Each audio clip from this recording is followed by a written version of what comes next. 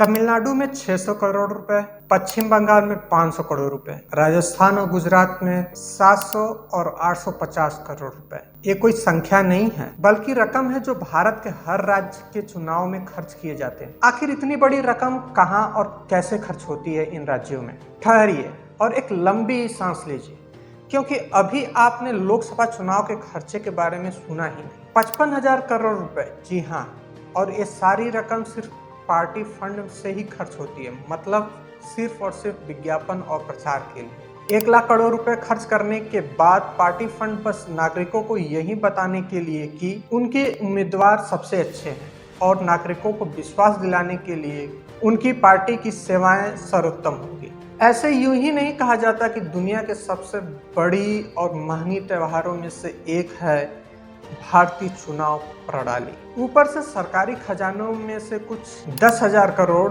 रुपए का खर्च होता है चुनाव के पीछे। इन खर्चों में आते हैं ईवीएम मशीन, सुरक्षा व्यवस्था, ड्यूटी स्टाफों की सैलरी इत्यादि इत्यादि। हालांकि किसी भी राज्य में या देश में चुनाव हर 5 साल में होते हैं, लेकिन फिर भी कुल मिलाकर के पूरे देश में चुनाव का महीना साल भर बना रहता है, क्योंकि हर साल किसी न किसी राज्य में या पंचायत में या वार्ड में चुनाव का समय चलता रहता है और ये ऐसे बर्बाद होते हैं लाखों करोड़ों रुपए। अगर ये सारी चुनाव की एक ही समय सीमा हो जाए तो जी हाँ, बच सकते हैं लाखों करोड़ों रुपए।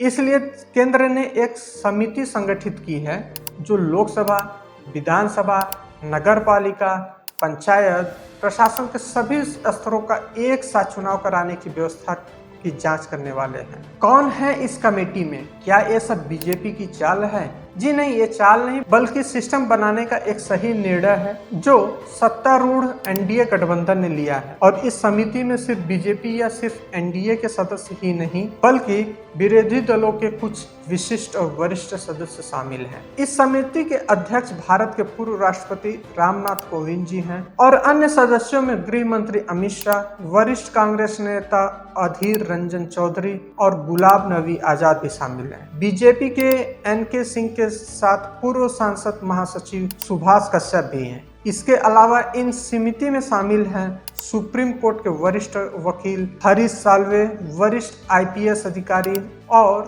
Chief vigilance commissioner Sanjay Kothari, Bharat के कानून सचिव नितेंद्र चंद्रा और कानून मंत्री अर्जुन राम मेघवाल।